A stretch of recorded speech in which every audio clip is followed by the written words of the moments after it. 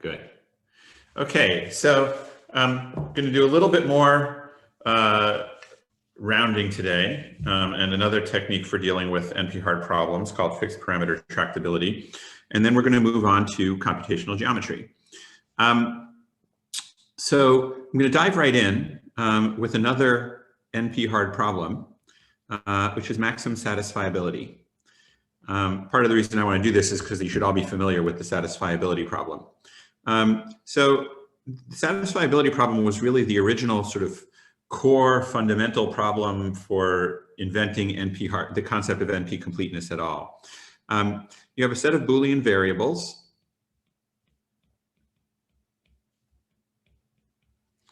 And a set of clauses. Okay, and each clause is an OR of the variables and the negations. Okay, so this is what's known as a CNF formula. Sorry, you've got a section of clauses, and then you satisfy the formula. A formula is an and of all the clauses.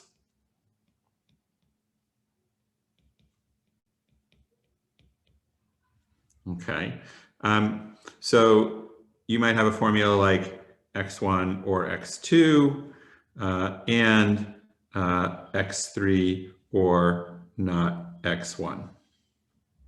Okay, so this is what's known as a CNF formula, and any Boolean formula can be transformed into a CNF formula, although sometimes the transformation makes the formula very large. And the goal of the satisfiability problem is to find some satisfying assignment.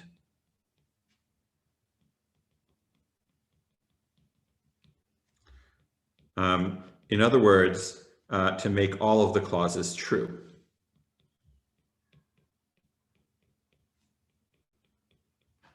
Okay.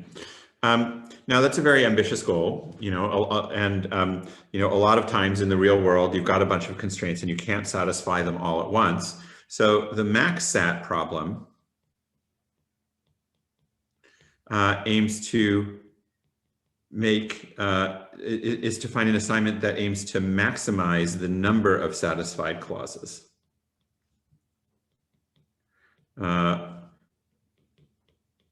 Of true clauses.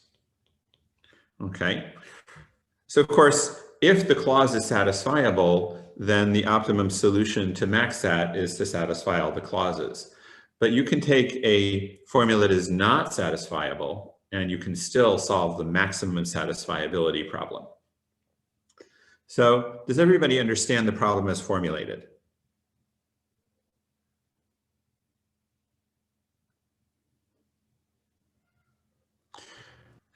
Okay, so before getting into sophisticated solutions, let's try a very basic one.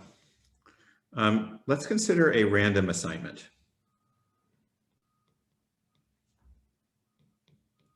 where we set each variable to true with probability 1/2. Okay, what can we say about the quality of the result that we expect to get? In other words, what can we say about the expected number of satisfied clauses?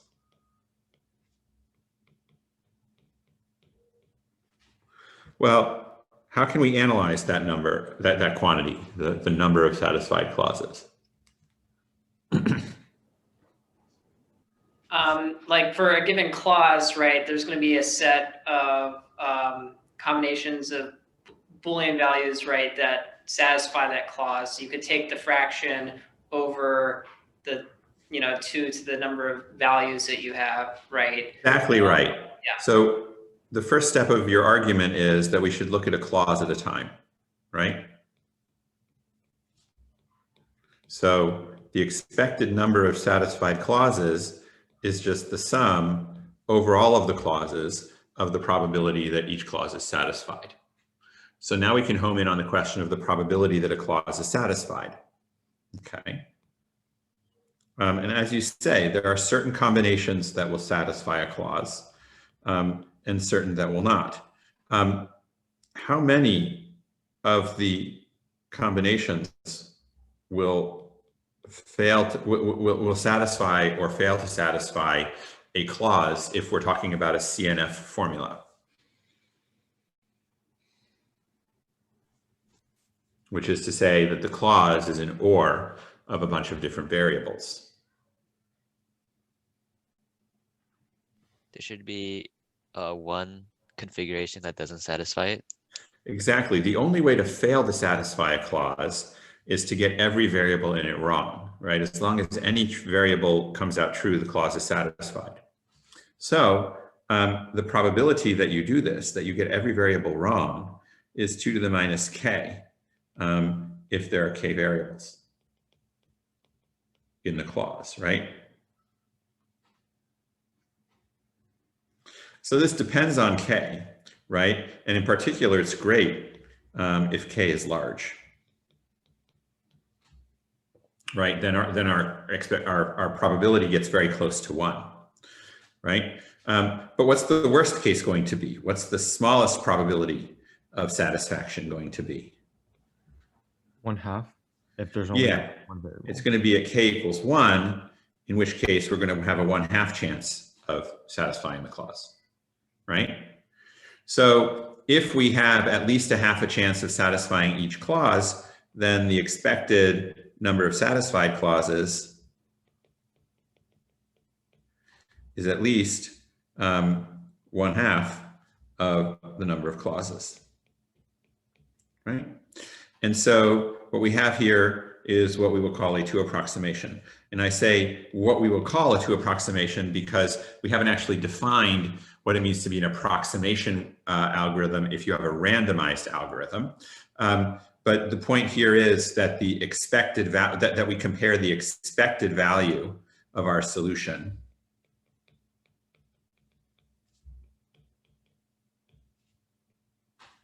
to the optimum. Okay.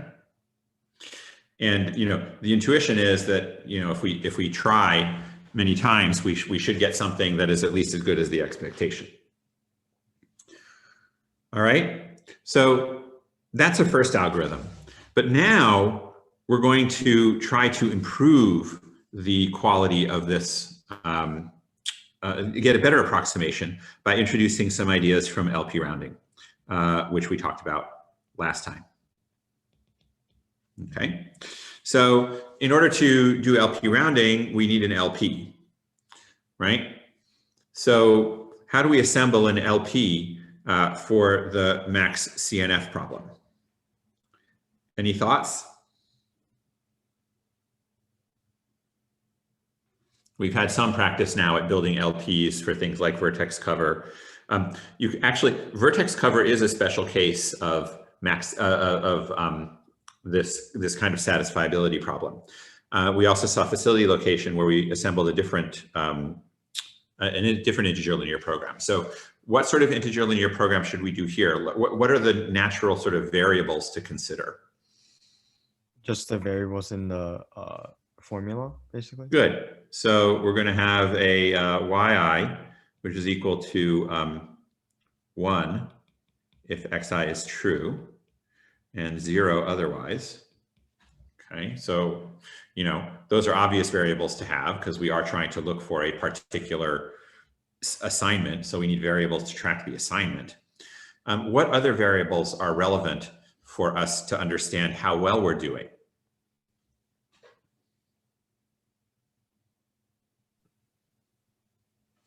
Right, what's our goal?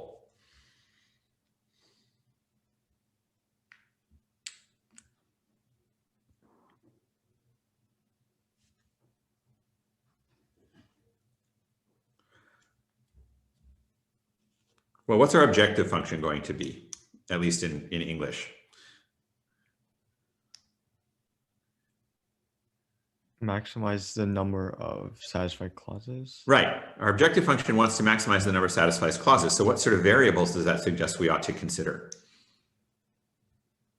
Probably have a slack variable for every clause. Yeah, a variable for every clause, right?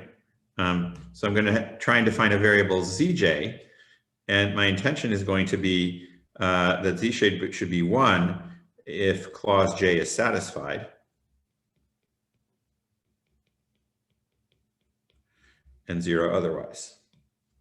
So with those variables in mind, now we can write down our integer linear program. As we said, we want to maximize the number of satisfied clauses. So that's just a max of sum zj, right? But now comes the interesting part. How do we enforce the constraints of our satisfiability problem? Right, and think about how we did facility location, right? We had a similar sort of issue, right? Our goal here is to have at least one variable in the clause evaluate to true. I mean, right, if it's negated, we want that variable to be false. If it's not negated, we want that variable to be true. So how do we turn this into an integer linear constraint to say that in order for the clause to be true, one of the variables in it has to be true as well? So like if xi is negated, we consider 1 minus yi, otherwise we consider yi, and then it's just like zj is at most sum of all the variables. Exactly. So the way I'm going to write that is I'm going to say that that zj, the truth value of the clause, is at most the sum, and I'm going to introduce some notation here. Cj plus is going to be the unnegated variables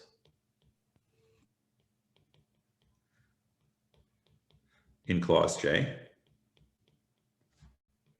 right? And for those, I'm going to add up the yi's, and then I'm going to write cj minus for the negated variables.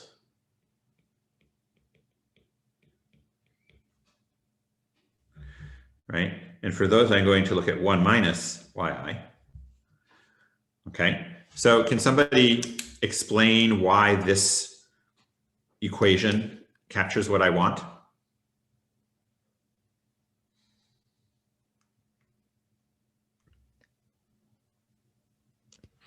So like if the right-hand side is 0, then that means that like none of the variables are set the way that you want them to be.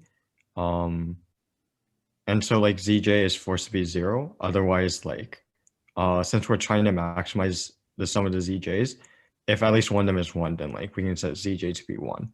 Exactly, right? If one of the variables is set the way that we want, that means either one of the yi's is equal to 1 from cj plus, or else one of the yi's is equal to 0 from cj minus, right? So we get a 1 on the right-hand side, and that allows us to make zj 1 as well, and therefore it contributes 1 to the objective function.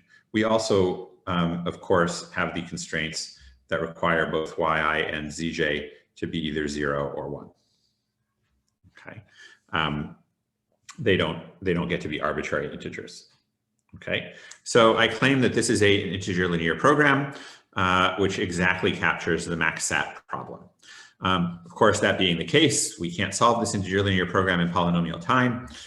So let's relax it, right?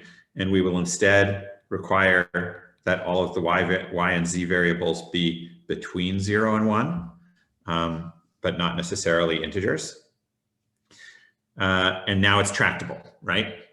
So we can find a fractional solution. And because it's a relaxation, because we have only loosened some of the constraints, we know that the fractional opt, the fractional sum of zj's, is at least as large as the actual maximum sat solution, right? So we have this solution of high quality. The only problem is it's not integral. So now we need to think about rounding. Okay. So, I mean, again, at a high level, one of the reasons that we are exploring LP rounding is that this idea of writing down the integer linear program and then immediately getting a linear program relaxation, it means there's no creativity necessary in developing the relaxation that you're going to use, right? The relaxation is just mechanical once you decide to write down an integer linear program. But once you have the relaxation, you have to round. And as we saw with facility location, there can be quite a bit of creativity involved in coming up with an appropriate rounding scheme that preserves the value of your solution. So now I'm going to show you again a sort of mechanical method for doing the rounding that works for many, many LP relaxations and takes away the need to be creative in your rounding mechanism. However, it doesn't make the whole thing mechanical, because after you apply the rounding, you may have to be creative in your analysis in order to prove that this rounding works well. But it is a very obvious rounding to try before you need to come up with more creative rounding schemes. All right, so we need to round these values, y and z, to 0 or 1, but we already noticed that they are between 0 and 1, right? So the idea is to treat the yi's as probabilities.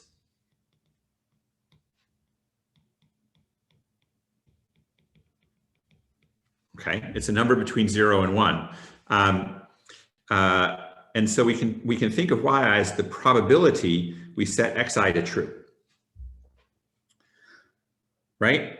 So you can imagine turning our fractional solution into an integer solution by taking each of the values y and setting it to 1 with probability y, or setting xi to 1 with probability, or to true with probability yi, and to false with probability 1 minus yi. Okay? So if we think about that kind of rounding procedure, what does this quantity on the right side of the constraints measure? This sum of yi's and sum of 1 minus yi's. Expected value. Expected value of what?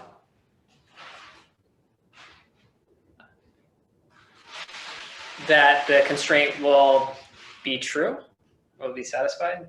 Well, I'm just guessing here. that the constraint will be true is an event, right? It's not, so what do you mean by the expected value of the constraint will be true? That doesn't sort of work out grammar-wise.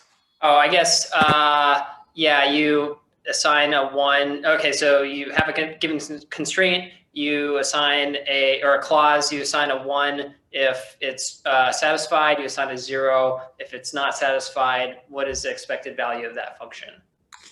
So that would be really nice. If that were true, we would get a 1 approximation through this procedure. All right, but unfortunately it's not. Okay, so this was sort of looking too far ahead to the clause probability of being true. But if I just look literally at this formula, the sum of these yi's where xi is not negated and the sum of 1 minus yi's where x is negated, I claim that is measuring something interesting, but it's not the probability that the clause is true. The expected number of true like variables in the clause. Exactly. Right? So what we get here is the expected number of true variables in the clause. Right? Now, coming back to what was just said, right? What we're interested in is the probability that each clause is true, right? The expected value of the rounded solution is just equal to the expected number of satisfied clauses.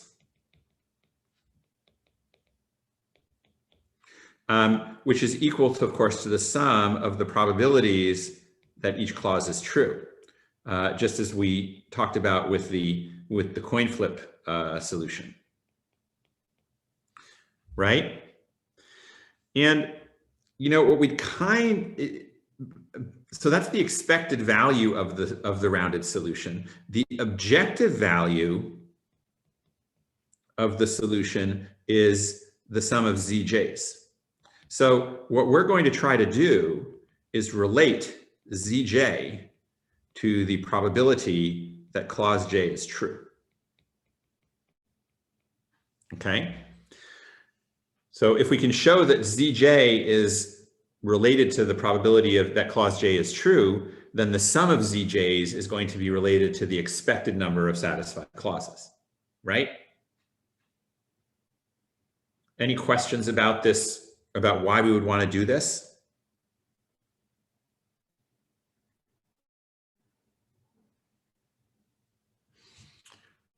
Okay. So what does our intuition tell us, right? You know, the linear program tries to make the sum of Zij's large, and Zj is just going to be equal to the right-hand side of this constraint, right? The Zj will be as big as it can because we have a maximization problem. So the only thing that's going to stop it from getting big is if the right side of the constraint is small, right? So Zj is basically going to be equal to the expected number of satisfied variables, right?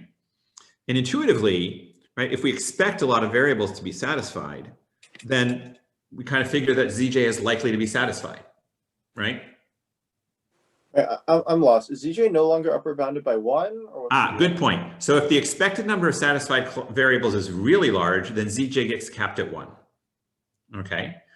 But I mean, again, that's saying that the expected number of satisfied variables is really large. So if the expected number of satisfied variables is really large, intuitively, that would tell us that the clause is likely to be satisfied, right? Yeah. So if Zj is large, we would expect the clause to be satisfied, right? So this is the intuition about why we can hope to relate Zj to the probability that the clause is satisfied. And now I'm going to formalize this, okay? So let me give you a lemma. I'm going to define a set of constants. I'm going to write beta k to be equal to 1 minus 1 over k to the k power. Okay, strange number, or a strange formula. Let's plug in some numbers. So when k is equal to 1, this is just 1. Okay. When k is 2, we have 1 minus 1/2 squared, which is a quarter, and so we end up with 3/4. When k is 3, we get something that's kind of like 0.704. Okay, and this keeps on increasing to what limit?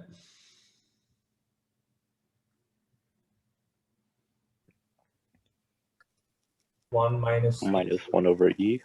Exactly. Okay. Notice that it is increasing. Sorry, it's decreasing. What am I writing? From 1 down to 1 minus 1 over e. Okay. So the lemma is that if a clause has k literals, then the probability that the clause is satisfied is at least beta k times the, let's say, clause j. The probability that clause j is satisfied is at least beta k times the Zj value. And remember, Zj is the expected number of satisfied literals with this cap at 1, right?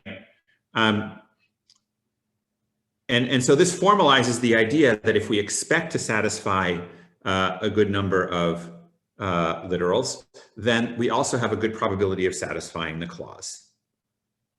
Okay? So does everybody understand the lemma? And does everybody understand why this is a good lemma for us?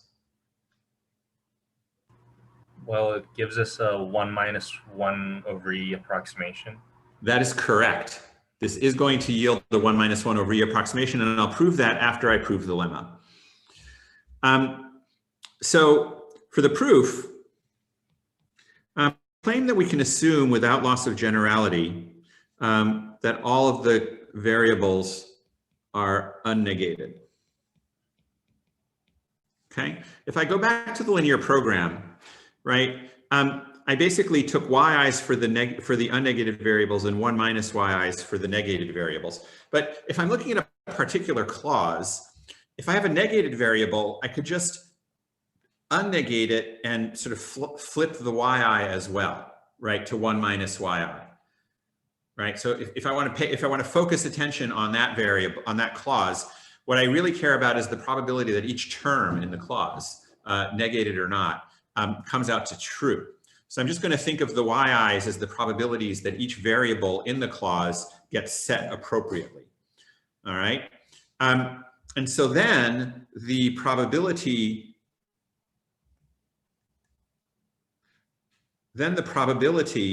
that the clause is satisfied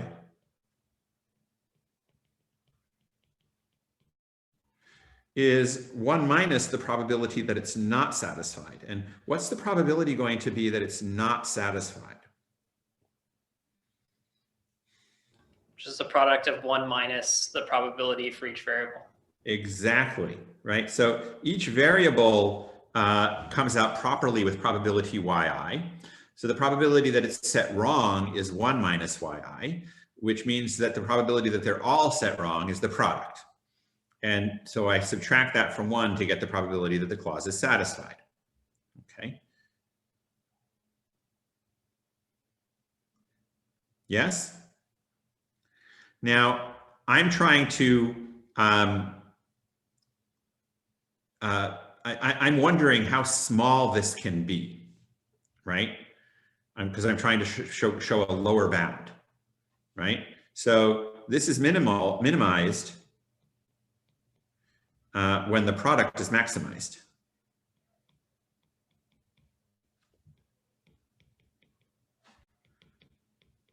Right? So the question of our bound is really asking how big can the product of the 1 minus yi's be? But this is subject to a constraint. The constraint is that the sum of these yi's has to be equal to zj, or that it has to be larger than zj. But of course, the worst case is going to be when it's equal. Yes? So how do you maximize this kind of product subject to a sum constraint? Turns out, and you can check this by differentiating, that you need to set all the yi's equal. Okay?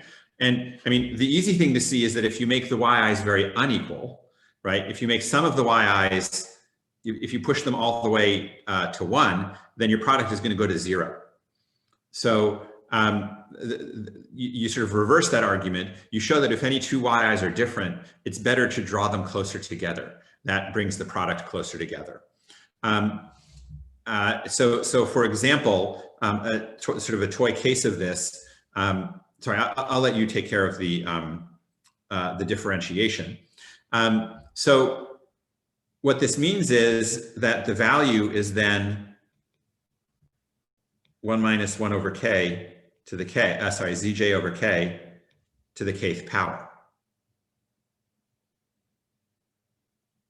Yes?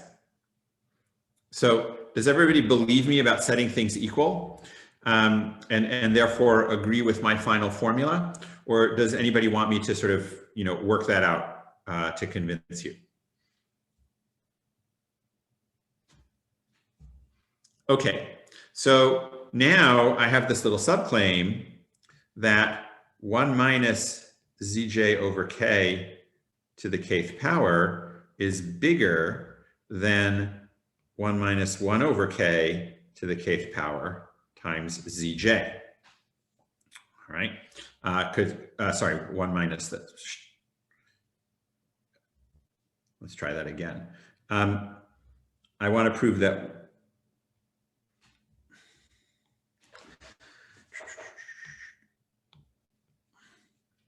all right, so let's start over. So I've shown a value for the product, so that means that my lower bound is at least 1 minus zj over k to the kth power. And what I want to show is that this is at least beta k times zj. We'll recall that beta k is 1 minus 1 over k to the kth power. And so I'm going to prove that by picture. Okay. So we have here a function of z, right? Or we have two functions of z. One of these functions is just beta k times z.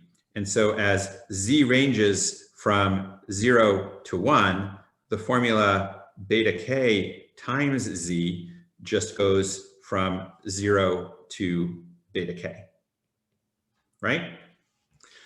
But now let me ask about the other formula, 1 minus z over k, 1 minus z over k to the kth power. Okay, so if we evaluate this formula at z equals 0, okay, let's consider the formula 1 minus z over k to the k. So if we evaluate this at 0, what's its value?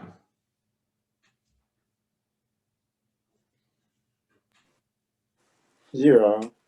0. Okay, and what is its value at 1? B sub k. It's beta k, right? Because we're plugging in 1. So we know that this formula matches at the ends of the evaluation. Now let's consider the middle. To consider the middle, I will assert to you that the second derivative of this formula is minus 1 over k times 1 minus z over k to the k minus 2. Okay. And all that's important about that is that it's less than 0. Okay, which means that whatever this function is, it curves down all the time. Okay, so if the function curves down all the time, what can we say, given that it has to hit these 2 points, 0 and beta k? Well, that tells us that the function has to look like this, right? In particular, if the function ever fell below the line, then it would never be able to get back to the beta k endpoint.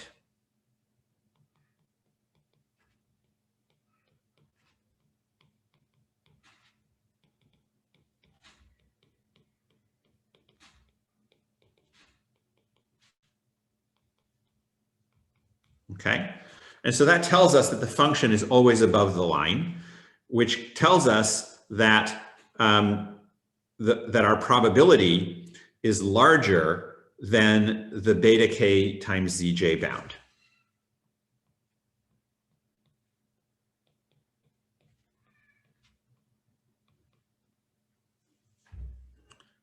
For all z. Okay, people happy with that, or are there questions?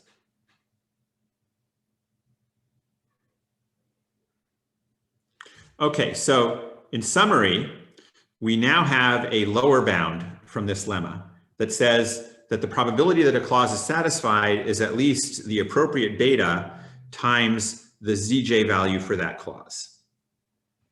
Okay. So now we can go back and ask about the expected number of satisfied clauses. And that is equal to, or is at least, the sum over all of the clauses of beta with the appropriate k times zj, right? But as we said before, each of these betas is at least 1 minus 1 over e. So we get at least 1 minus 1 over e of each zj. And that means that we have at least 1 minus 1 over e times the sum of the zj's. But remember, this is the fractional optimum. And so this is at least 1 minus 1 over e times the original integer optimum. And so we have a 1 minus 1 over e approximation, which of course is significantly better than the 2 approximation that we had before. Okay? Or the half approximation. I'm playing games with, you know, whether I talk about it as a numerator or as a denominator, but you can disambiguate. So I any have a questions about this question. algorithm? I have a question. Yes. Is z limited between 0 and 1, or can it be above 1? So we have two constraints in the linear program, right? We have this constraint that upper bounds z by the sum of the y's. We also have a constraint that requires z to be at most 1, right? So let's think about how that plays out. If the sum of the y's is less than 1, then our analysis here shows us that we get at least beta k times then the corresponding z will be equal to the sum of the y's. And our analysis here shows us that we get at least beta k times that z, right? If, on the other hand, the sum of the y's is bigger than 1, then z is capped at 1. Okay?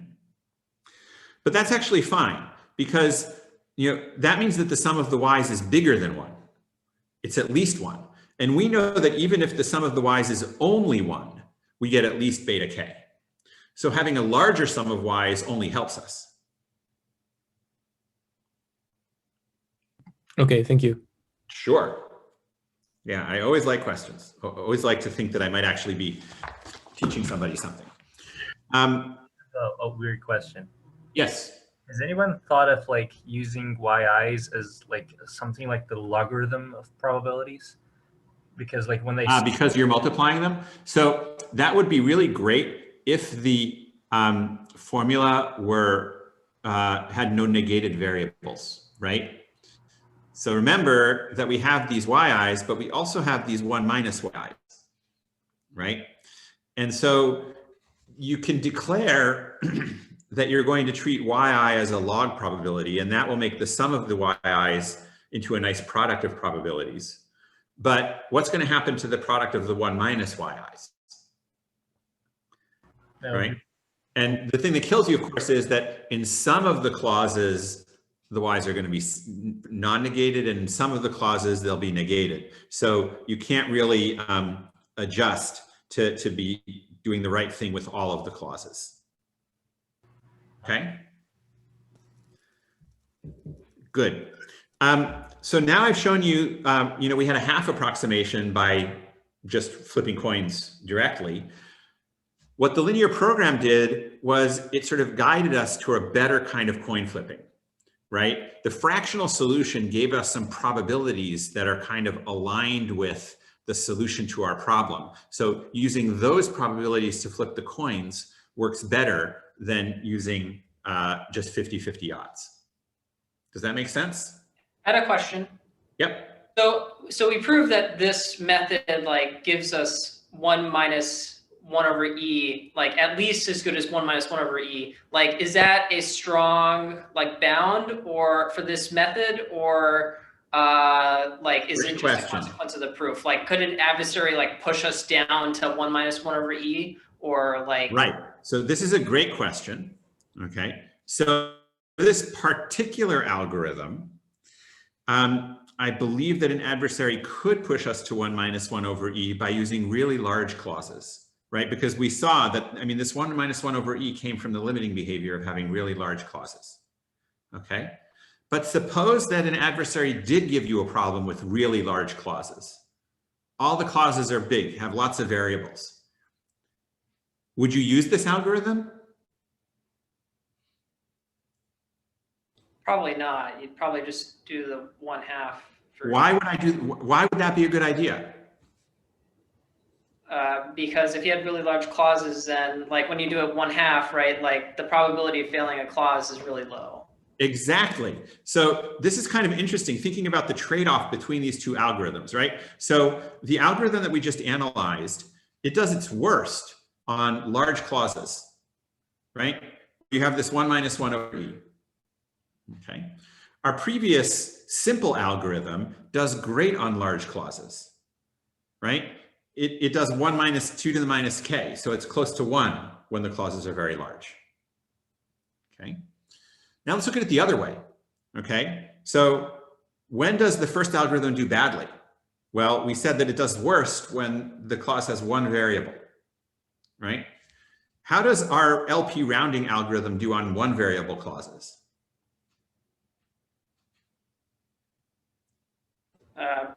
What's beta 1? Exactly. Yeah, beta 1 is 1, right? So, and again, the point is that if your clauses have only one variable, then you don't need to do this product, right? You just come directly from this linear constraint. And you get these probabilities and they turn directly into expectations. Okay, so we now have a sort of elementary algorithm, right? This simple algorithm, which is great for large clauses and bad for small clauses, right? The LP rounding algorithm is great for small clauses and bad for large clauses, right? So that suggests an opportunity, right? So what might you want to do? I mean, hybridize the methods. Yeah, you like some sort of hybrid, right? So, you know, if you think about it, right? So again, we had these ratios, we had these beta k values for the linear programming, right? 1 3/4, 0.704, right? For the naive algorithm, right? It sort of went the other way, right? We had a half, right? So if I go back and write the naive algorithm's numbers over here, we have a half, and then 3/4, and then 7/8, and so on. So this is going up, right? While the other one is going down. And you notice they cross over at two variable clauses. They're both giving you 3/4, right? So you say, well, gosh, that means I ought to get 3/4 somehow. But the problem is that maybe my formula has some large clauses and some small clauses. So how can I get the best of both worlds? Well, we're going to use linearity again. So we're going to combine these two algorithms. Okay. So what we're going to say is we're going to run each one, and we're going to take the better solution. Okay. And how well is this going to do? Well, the value of the expected value, expected number of clauses satisfied, if we run each algorithm, okay, is equal to the expected number satisfied in the first by the naive algorithm, plus the expected number satisfied by the linear programming algorithm, right? And then we're going to have to divide it by 2, right? Because we can take the better one, so we can beat the average, but we cannot. We can't take 2 solutions. We have to pick one. But that means we achieve at least the average of the 2, right?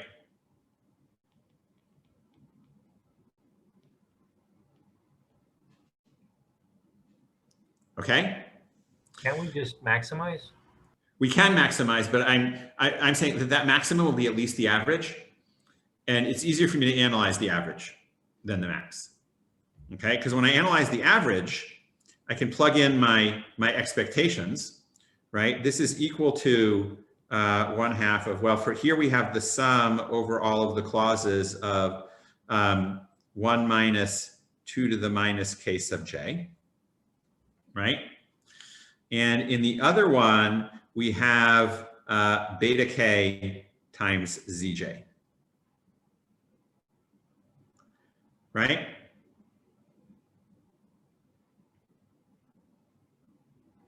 Yes? So I'm going to reduce this, I guess, say this is at least 1/2 of the sum of 1 minus 2 to the minus kj. I'm going to just multiply this by zj, which I can do because all the zj's are at most 1. And this lets me gather up the zj's. So 1/2 of zj times 1 minus 2 to the minus kj plus beta sub kj, right? And so this is now the sum of the zj's times this multiplier, which is 1/2, or let me write it differently, 1 minus 2 to the minus k sub j plus beta k sub j over 2. Yes? So what I'm interested in is sort of the naive algorithm's coefficient plus the LP algorithm's coefficient for each possible clause size. Yes? So I just started writing those down up here, right? So here I have 1.5, right? So if I add those up and divide by 2, what do I get?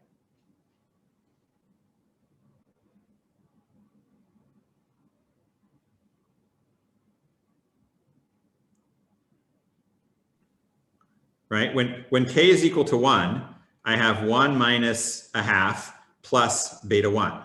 We agreed that beta 1 is equal to 1. So when k is equal to 1, this quantity is 3/4. When k is equal to 2, both of these numbers are 3/4. And so again, the quantity here, the average is 3/4, right? As I look at larger values of k, right? The naive algorithm is headed rapidly towards 1, and the LP algorithm is decreasing slowly towards 1 minus 1 over e. So it turns out that the smallest sum is actually at k equals 2, right? And so you can check it yourself, but this sum is always at least 3/4. Okay. So the combination here yields a 3/4 approximation algorithm.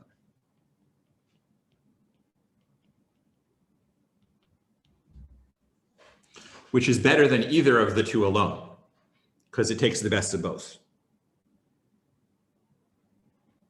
Okay. Now, this 3/4, I believe, is tight. I think you can actually generate problems where both algorithms actually just achieve 3/4. You use all the clauses will be of size 2, and you'll end up with a 3/4 with a tight bound of 3/4 in the approximation algorithm. Okay.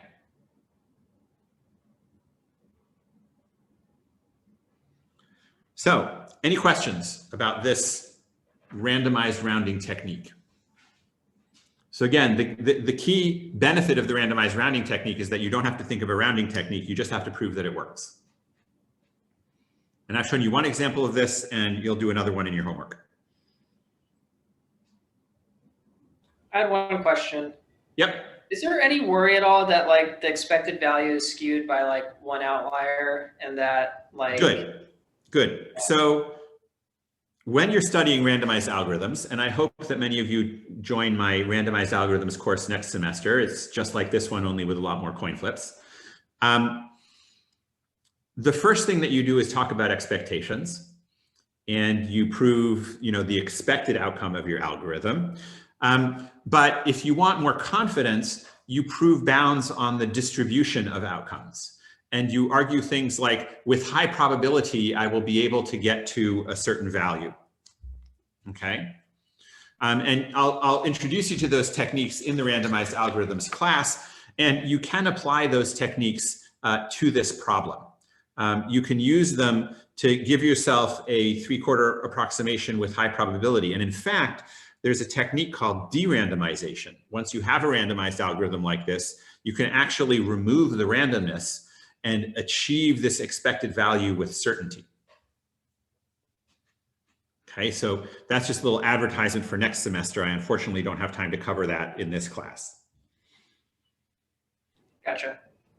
Okay, so just a couple of closing remarks about this algorithm, or about this problem. So satisfiability is, as I said, really one of the core problems in complexity theory.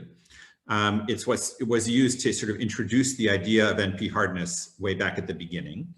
And so it has received intensive study, and it's known that MaxSat is max SNP hard. There is no polynomial approximation scheme for it. And in fact, we have very good bounds. So max 3SAT, which is the problem where all the clauses have 3 variables.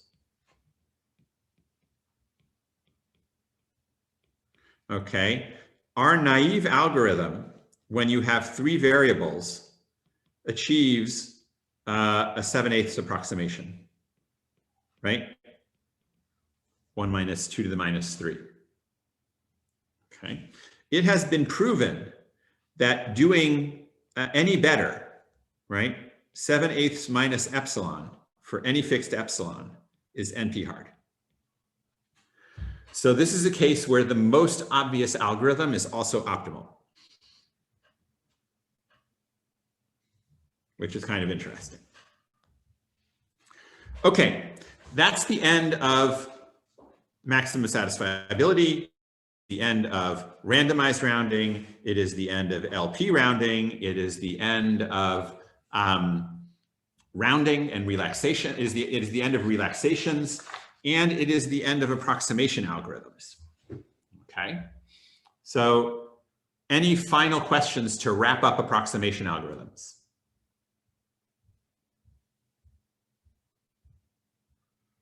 Okay, so approximation algorithms is a really rich field. There are tons of problems out there, many of which are open in the sense that we don't have matching upper and lower bounds for how well we can approximate. In a sense, like there is this family of well-known polynomial time solvable problems like max flow and matching and shortest paths and so on and so forth.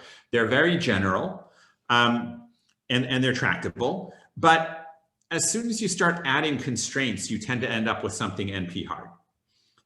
And so a lot of the problems that you encounter in the real world are NP hard, and you need to settle for approximation algorithms. So there's a very rich literature and a lot of ongoing work in this domain.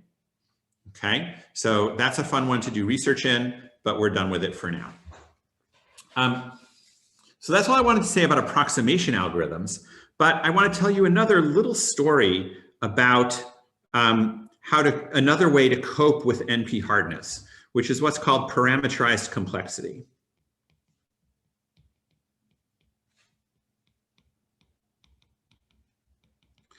So the idea of NP hardness is to say that the problem is hard over all instances.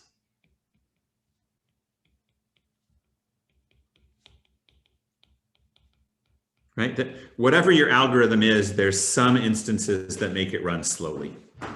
Okay. But of course, in practice, you're not trying to solve all instances.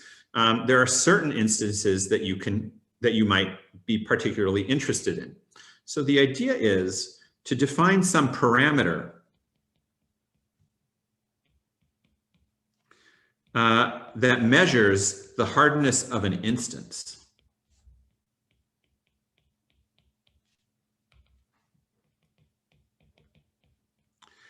And give a runtime based on that parameter.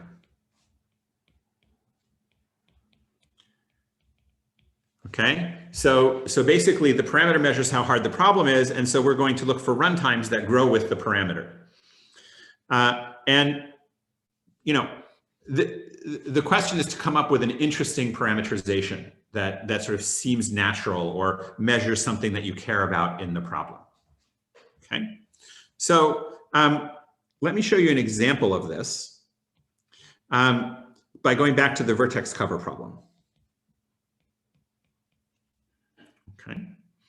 So the parameter I'm going to use is the value of the optimum.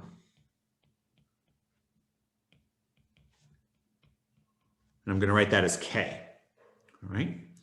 So the question is, can I give a runtime that is fast when k is small, even if it ends up slow when k is large?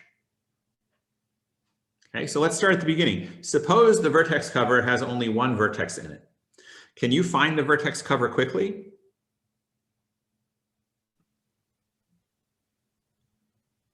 Yeah, just basically like in that case, all edges would be adjacent to some vertex. Yes. So I'd just have to figure out which vertex has all the edges, right? Suppose k is 2. Can I quickly find the vertex cover?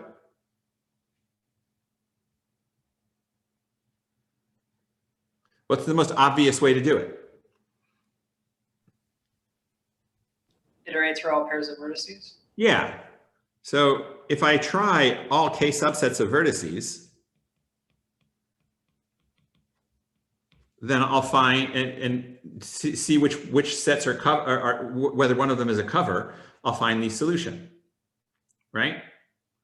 So the runtime for this is, well, there are about n to the k subsets, and checking whether I've covered all of the edges is going to cost me linear time. So I have an mn to the k time algorithm, right? And so you notice this is polynomial for any fixed value of k, right? But it's not a very nice polynomial, right? I mean, n to the k is going to get big very fast, all right? So this is kind of like the runtimes we would expect of a polynomial approximation scheme, right? Can we do a little bit better, right? Well, a better approach is what's known as a bounded search tree method. So instead of just trying every k subsets, make your choices a little at a time and try to grow your solution. All right. So what we're going to do is we're going to consider the solution space as a search tree.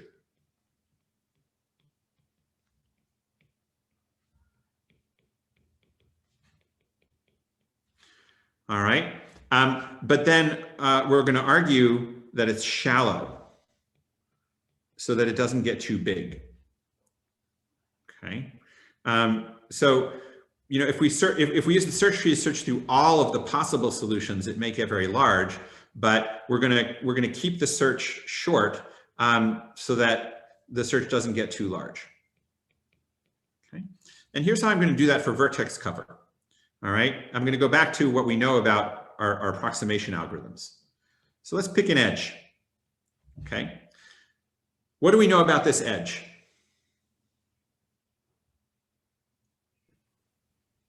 Well, we know that one end is in the vertex cover, right? This was the argument we used for our approximation algorithms. So let's just try each and then recurse to find the rest of the vertex cover.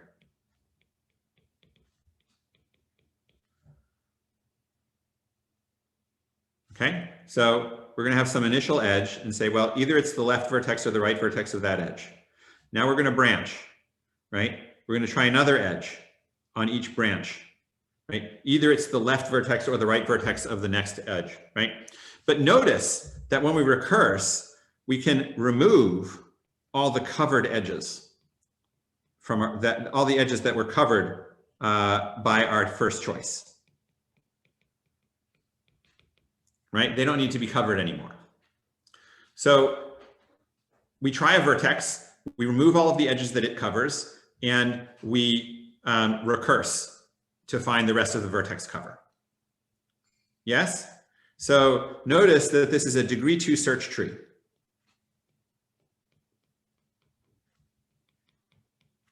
Right?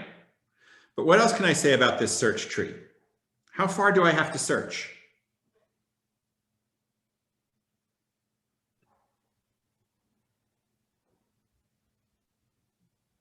I mean, I guess at most the number of edges. But that's going to give me a 2 to the m time bound, right? You can get just k depth Why? because you only have k vertices in the optimum vertex color. Exactly. If I consider the sequence of correct guesses, they lead to the optimum in only k guesses, right?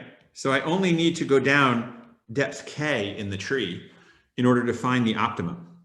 So I'm going to truncate my search at depth k.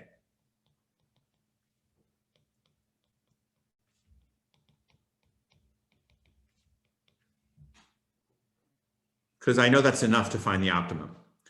And that means that the runtime for this algorithm is order 2 to the k times m, right? Much better than the n to the km of our naive algorithm. Make sense? Wait, why is it 2 to the k? Isn't it that every time we want to choose an edge, you have like maybe m edges that you can choose of? Yes, but I don't need to try them all. Actually, this is a very important point, right? So in the naive algorithm, I was trying all sets of vertices, right? In this algorithm, I'm not checking all edges, right? The root of this search tree just arbitrarily picks an edge. And it says, well, one of those endpoints is going to be in the vertex cover. Okay? So if I guess right, I'm going to remove all of the edges incident on that vertex, and I'm going to recurse, and the new graph is going to need only k-1 vertices to cover the remaining edges, right? So again, I'll pick an arbitrary edge, and I'll guess correctly which is in the vertex cover, and I'll recurse again. So I'm never enumerating all of the edges. I'm just picking one arbitrary edge to branch at each point in the search tree. Yeah, that makes sense. Thanks. Sure. So the m comes from the work that I need to do to remove the covered edges and find another one. Okay. So do we get better bounds if we remove like the edge that's connected to the most vertices? Perhaps. Right. So here, right, we may be able to do something with that m, but we're not going to be able to do anything with the 2 to the k. So, you know, in this area of parameterized complexity, they're happy with any polynomial, and the polynomial is not going, like the fact whether it's polynomial or not is not going to change if we change that m into something else. But in practice, that's a very sensible heuristic. Right, is to get rid of many edges at the beginning so that you don't have to keep looking at them later. Okay. So that was the bounded search tree method. Let me show you another kind of cool method called kernelization, which is another way to achieve fixed parameter. So this runtime is known as a fixed parameter tractable runtime. Okay, so a runtime is considered fixed parameter tractable if it can be expressed as some function of the parameter times a polynomial in the input size. All right, so our naive algorithm of enumerating all possible subsets does not yield a fixed parameter tractable algorithm because its runtime is exponential k is an exponent on n. All right, but here we're just exponentiating 2. And I mean, you can see that that's going to be much preferable in practice. Okay, so this area of parameterized complexity is sort of an area where there is a focus on a search for fixed parameter tractable algorithms. So now let's talk about kernelization. So the idea of kernelization is if you have one of these low parameter problems, you run an algorithm which in polynomial time finds some hard kernel of the problem of size which depends only on the parameter independent of the inputs of the original input. And then you solve the kernel in time that now will only depend on k, because there's no dependence on n in the problem size anymore. Okay? So this will also give you a fixed parameter tractable algorithm, right? Because you're doing, sorry, I should say in polynomial time independent of k. So kernelization is a way to kind of really split apart the input size from the parameter. You run one step that depends only on the input size in order to find a kernel, and then you solve the kernel in time that is independent of the input size. Okay, and this again will become clearer from the example of vertex cover. Okay, so I'm going to show you how to find a kernel. So my first claim is that any vertex of degree at least k must be in the optimum cover. Why is that?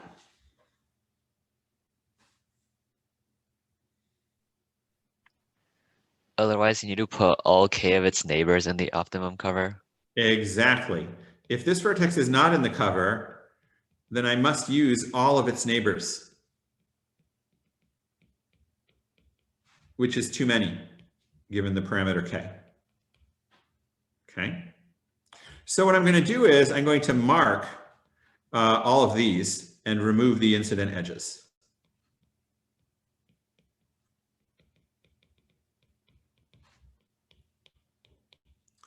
Yes? So what's left?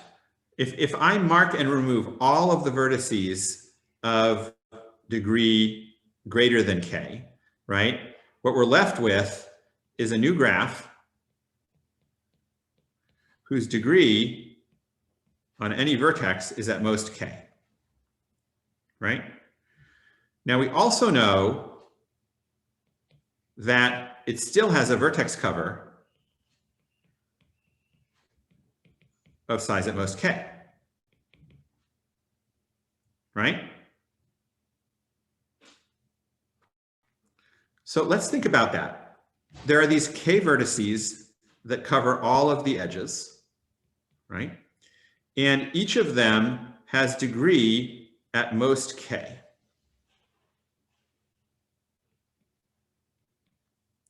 What does this tell us about the graph?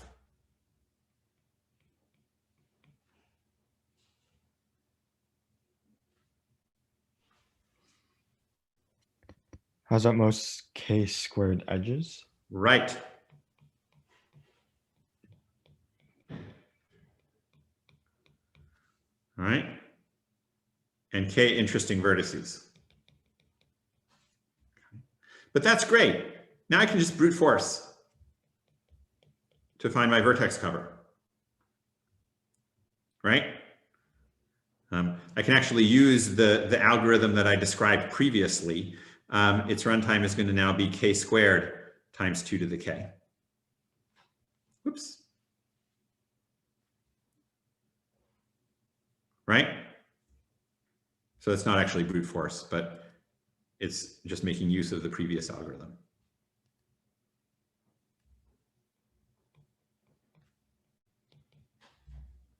Okay, so my overall runtime is now I can actually do the elimination of the high degree vertices in basically linear time, plus k squared times 2 to the k, right? So this is a really great runtime, right? Before, my previous algorithm had 2 to the k times the input size. Now I've got an algorithm whose runtime is basically 2 to the k plus the input size. So this is going to be very, very fast as long as k is small. In fact, the linear time is going to dominate until k gets sufficiently large. Okay.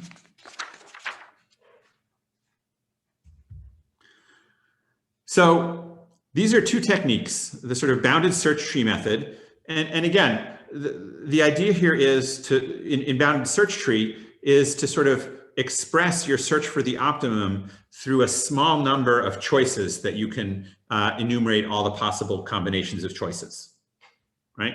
And then there's this kernelization idea, which says, you know, find an algorithm that homes in on the hard part of the problem, which will be small if the parameter is small. And of course, this depends on the choice of the appropriate parameter. So for vertex cover, there was a very obvious one. And in other problems, there are other parameters that can be used to characterize the easy versus the hard problems. So any questions about that? Wait, could you go over again why the new graph has at most k vertices?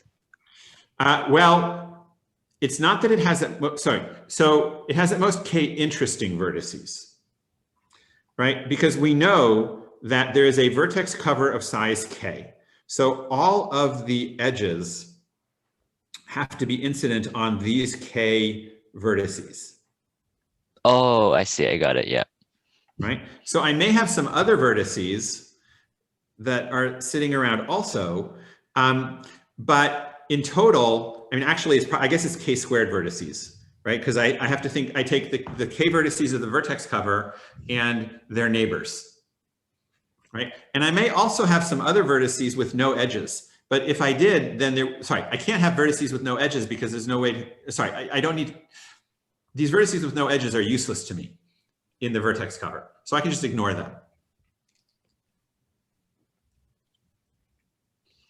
So we're just basically using this to bound the number of edges? And the number of vertices, but yes, right? So the steps of the argument were that there is a vertex cover with k vertices, but each of those vertices in the cover only has k incident edges, and that tells us that there's only k squared edges, right? Which also tells us that there's only k squared vertices with any edges.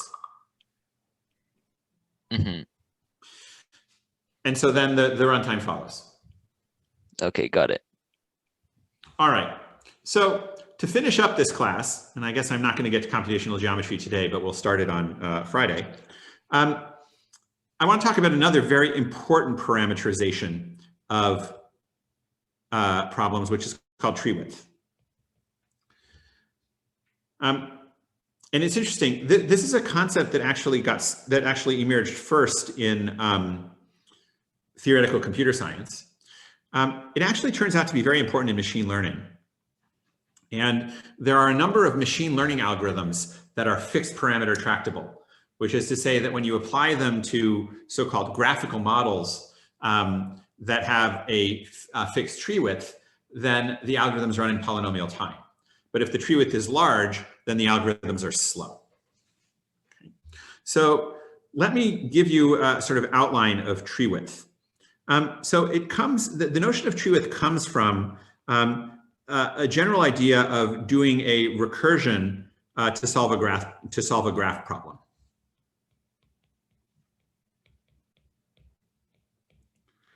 And the way that you do the recursion is you pick a vertex and you somehow eliminate it from the graph. And then you recurse on what's left in order to solve your problem. Okay? Now, if you think about it, I can't just expect to delete a vertex and solve the rest of the problem. The eliminated vertex is generally going to create some hidden dependencies between the neighbors of that vertex. And we're going to represent those hidden dependencies by adding edges between the neighbors.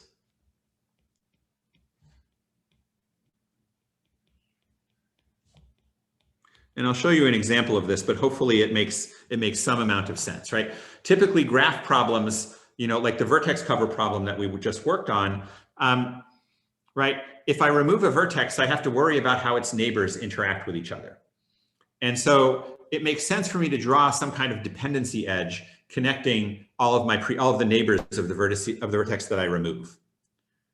Okay? So imagine doing this over and over again, right? If I repeat this process, I repeatedly remove a vertex and add these dependency edges.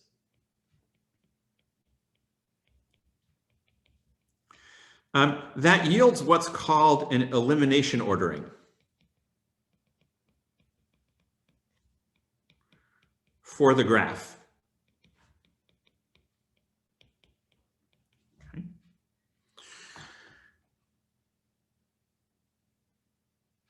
And again, for a very large class of algorithmic problems, once you have this elimination ordering, you can develop an answer to the problem by considering how the vertex you eliminated interacts with its neighbors. Like, what will its neighbors do for a given value that you assign to this vertex? Okay. Now, the tree width of this elimination ordering is the maximum degree that you encounter while you're doing the elimination. Now, why is this called the tree width? Well, think about eliminating vertices from a tree, like doing a recursion on a tree. What would you do? Well, I'll throw away a leaf, right? It only has one neighbor, and so this does not introduce any more edges. Now throw away another leaf, right? I can just keep tearing off leaves, recursing, and then putting the leaf back in order to finish solving the problem. So the notion of tree width generalizes the fact that with trees, you can always remove a leaf. And so trees have tree width 1. Okay. Graphs with tree width 2 are what is known as series parallel graphs. These are graphs that you create like when you did electronics, when you were doing resistors. So you can create a series parallel graph by replacing any edge with a series or parallel set of edges. Okay, so I start with a graph with one edge, then maybe I put in a trio of parallel edges, then I turn some of the parallel edges into paths, then I expand again some of the parallel edges into, and so forth. Okay, so you can build up electrical circuits this way that are easy to analyze, and these can be shown to have tree width 2, that you can always take off one vertex at a time in a way that guarantees that you're only looking at 2 vertices at a vertex with 2 neighbors at any given time. Okay, so there are many problems that are tractable for small tree width.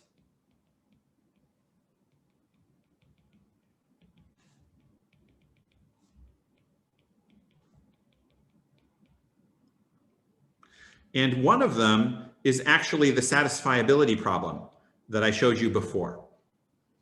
So satisfiability isn't a graph problem. How do I describe that as a tree problem? What we're going to do is put a graph on the vertices. We're going to have an edge if the vertices share a clause in our CNF formula.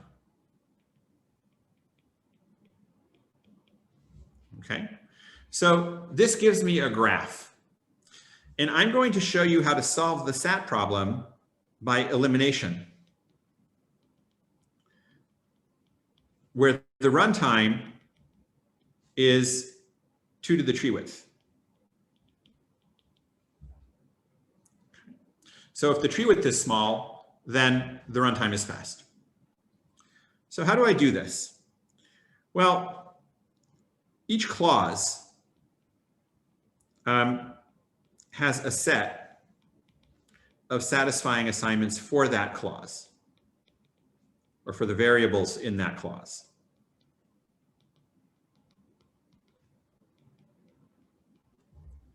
Correct? In order to solve the satisfiability problem, we want to pick an assignment for each clause that is consistent with the other clause's assignments.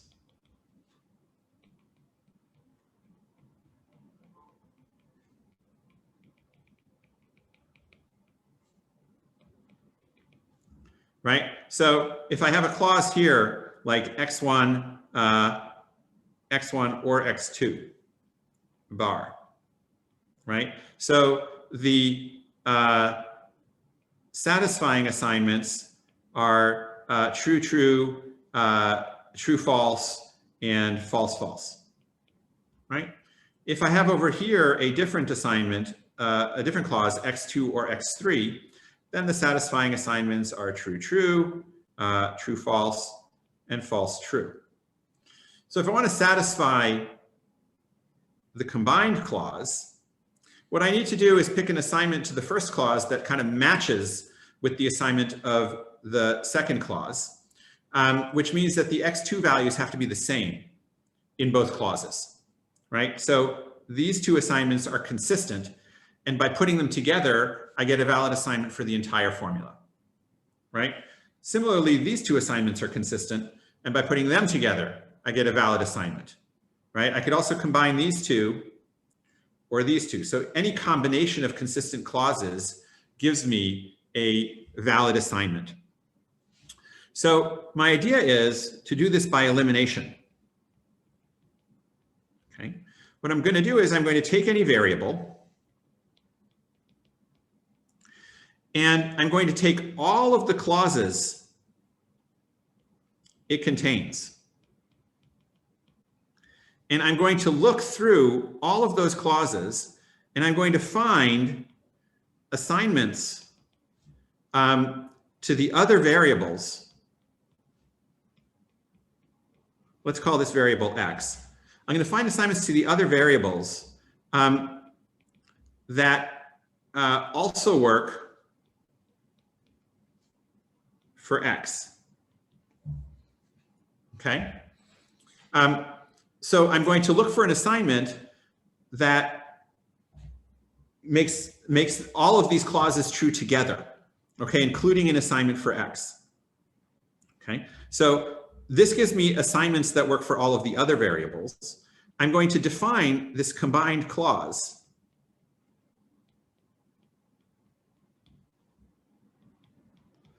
from all of the clauses that x contains.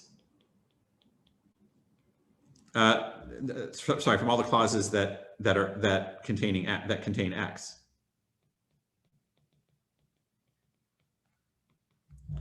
Okay, and I'm going to list its satisfying assignments, which I've just computed. Okay. Now what's crucial is that the size of this clause is just equal to the number of neighbors of x.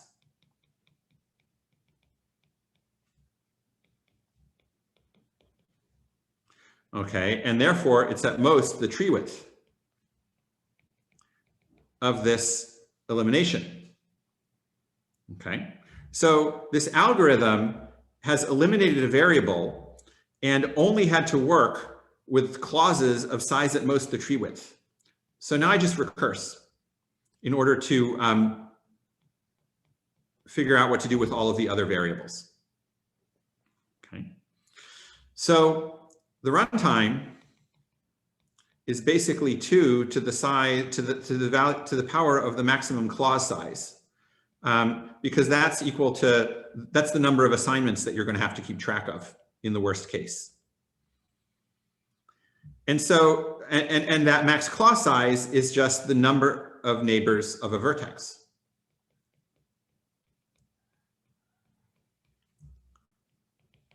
which means that we are, and that means that the overall runtime is at most 2 to the power of the tree width. Okay.